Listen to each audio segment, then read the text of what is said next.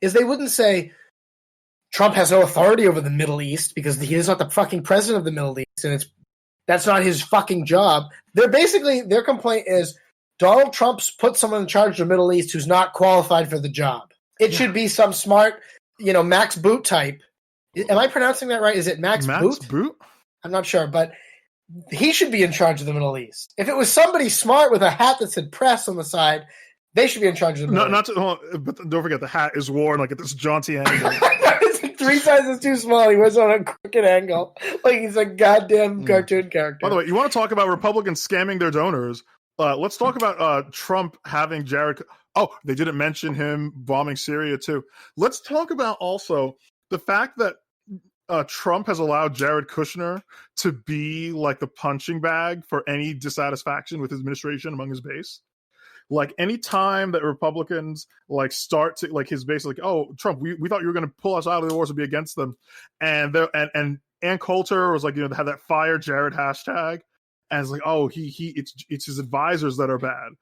Pat Buchanan is like this. I don't know if I've talked to you about this, but Pat Buchanan has this major, I respect the man, but this major cognitive setback where he sort of believes in like divine right of kings, but instead of God, it's the Republican nomination where Republican presidents can do no wrong.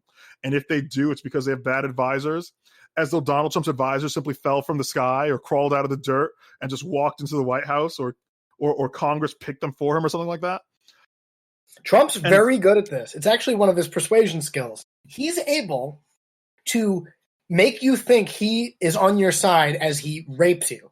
Yes. Because he does this with the lockdowns. Mm-hmm. He gets to stand there and he keeps saying, we should open up. Oh, boy, I'm telling you, we got to open up. And then Fauci says, everybody wear goggles. And Trump says, all right, you're in charge. He could fire Fauci, but he doesn't. He lets Fauci run the show. He could fire Jared. He stands on the sideline and shakes his head and says, oh, boy, if it were up to me, everyone would be out at a football game right now. Oh, boy, if I was in charge. And he pretends he's not in charge. And that way, all the Republicans get to go, oh, man, he's with us. He gets it. He knows lockdowns are bad. As though he's doing anything to stop lockdowns. He does this on everything across the board. He does it with, let's get out of these wars. Let's get out of these wars. Let's get out of these wars. And then you go, why aren't we out of wars yet? Oh, boy, all these guys in the Pentagon. But I'm fighting them. I'm with you. You're letting this happen. Either you're powerless to stop it or you're allowing it to happen. If you're powerless to stop it, then what is the case for voting for you? Why do we need you? If Fauci's in charge and the generals are in charge and Kushner's in charge and you can't tell them what to do, then why can't it be Joe Biden? Because you're not in charge anyway. And if you are in charge, then the fucking buck stops here and you need to say, okay, all right, I'm the one letting Fauci tell you to wear goggles. I'm the one letting this war in the Middle East go on. I'm the one putting Jared Kushner. In these meetings, people say things to him, and then he has to decide. Yeah. It would be one thing if he got on TV and said, I told my generals to pull out of Afghanistan, and they're not doing it. This is a coup. He doesn't. He pretends he's in charge. So if you're going to pretend you're in charge, you have to take the responsibility for the shit that fucks up. For Donald Trump, a challenge to his image is a coup. A challenge to his actual authority is not. He doesn't want authority. He wants the trappings of authority and puss. If a general calls Donald Trump a shithead, that will be a coup in Donald Trump's eyes. If Trump gives a general an order and the general refuses it, locks him out of the White House and assumes temporary control, that's not a coup. It's just, I wish I could fire that guy. Yep. Oh, do we want to talk Clown World? Do we want to talk about Armenia? Does anybody care about this or? What did the Kardashians do now? All right. Yeah, I mean, it's a current event. Actually, listen, South Front has good stuff on Armenia. I don't feel like... Oh, no, sorry, I have a very important point to make about this Armenia thing. So some of you listening, I guess, might not know about what's happening in Armenia and Azerbaijan if somehow you've never met an Armenian before. But any Armenians you know, I promise, are not shutting up about it. Armenia is a country on the southern border of Russia, actually Georgia, and it's very close to Russia, and it also borders Iran. Azerbaijan also borders Iran and Georgia. And Armenia, for those of you who somehow not heard about it, the Armenians suffered a genocide by Turks in the past. Armenia is now very small, and there's a strip of territory that the Russians call Nagorno-Karabakh, and that territory is majority Armenian. And that territory lies within the boundaries of the Republic of Azerbaijan. And Azerbaijan says, well, since this territory lies within our borders, it is therefore our territory.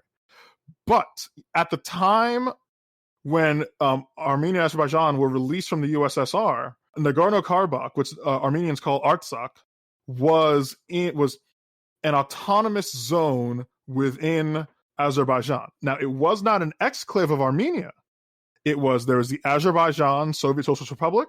Then within it, there was a strip of land that's completely surrounded. It's not like Gaza, which touches the coast. It is completely surrounded, which was its own autonomous region, but it wasn't its own republic. It was not like the Nagorno-Karabakh Soviet Socialist Republic. It was an autonomous region within the Azerbaijan Soviet Socialist Republic. So there was only one country there.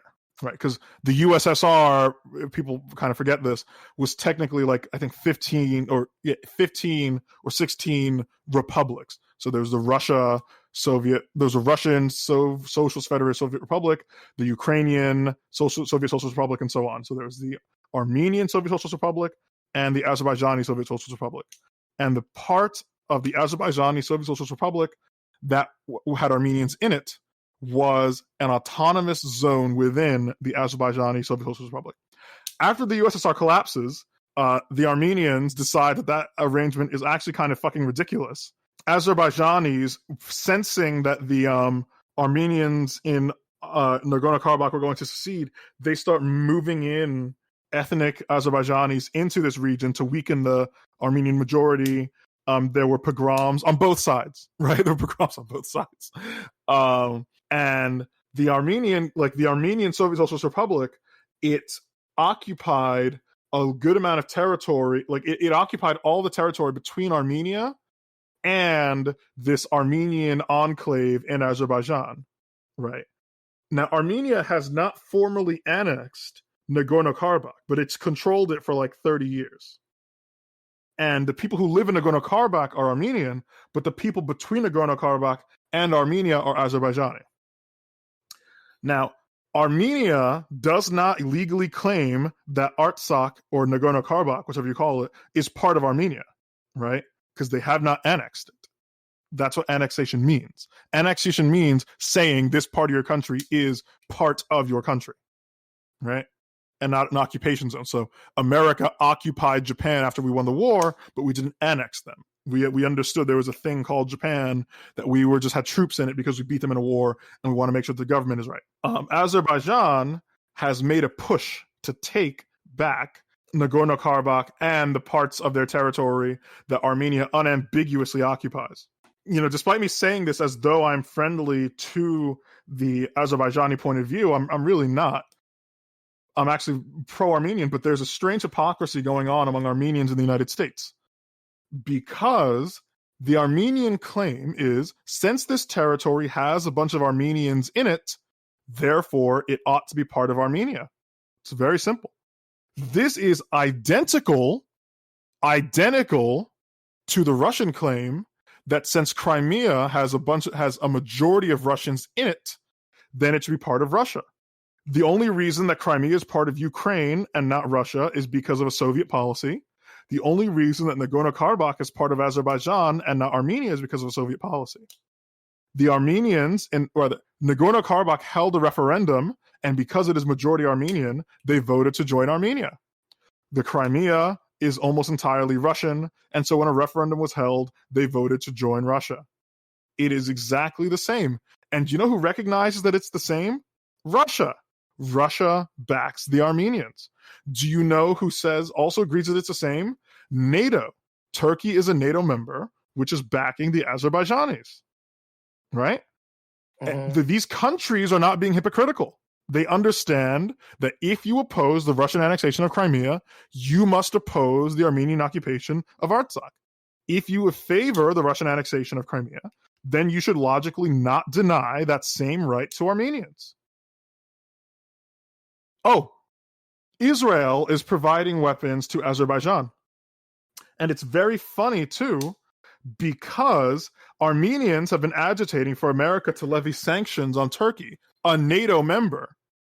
Meanwhile, the Azerbaijani delegation that's come to the United States has basically only ever met with pro-Israel think tanks and political action committees. Right? Armenians say, I'm going to Congress, I'm going to the people, and the Azerbaijanis say, I know who I need to. When I go to the United States, I talk to AIPAC. That's how I get what I want. And guess who's getting what they want diplomatically? Azerbaijan. Azerbaijan is losing militarily, but the United States has done nothing to help Armenia. And Armenians in the United States refuse to acknowledge the fact that their struggle for Artsakh is the same as the Russian struggle for Crimea. There is no morally relevant difference. You have to decide that they're both okay or that neither of them are okay. That's it. Dan, do you have anything to say about that? I mean, what else is there to say? It's all been said. Mm-hmm. Can it really be this simple? You do this every time. You drop some story on me I know literally jack shit about. You don't send me anything to prep me for it. You just have an info dump, and then I'm like left there holding the bag like, yeah, I guess back to you. Back to you. I'm like one of those people on like a cable news panel show where they ask him about something way above his pay grade, and he goes, yeah, Azerbaijan, that's interesting, but I do think the real issue on this, and then just pivot hard, and you're like, well, there's nowhere to pivot. Okay. Do you have any media you want to review?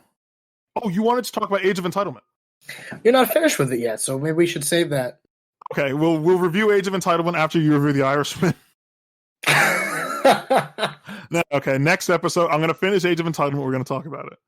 Okay. I might re-listen to it, actually, so that I can make notes. Okay. Besides that... Okay. I recently listened to Rod Dreher. I think it's pronounced Dreher, from the American Conservative.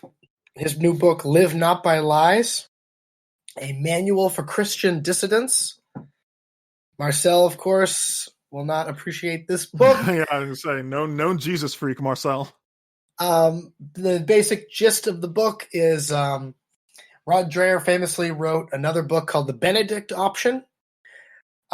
Strategies, something like strategies for Christians in a post-Christian country, and it was about the option of sort of withdrawing from the larger society and creating smaller societies. Where they won't let you, Rod. That's not allowed. We have an Affordable Housing Act. If you withdraw, I promise, the federal government will decide that your community is not diverse, and they will build projects. You can't withdraw. That's not allowed. Nice try, jackass. He didn't mean it in a physical sense. He meant it in the sense of you're no longer sort of engaging with the larger culture. You're just it's what we would call now echo chamber.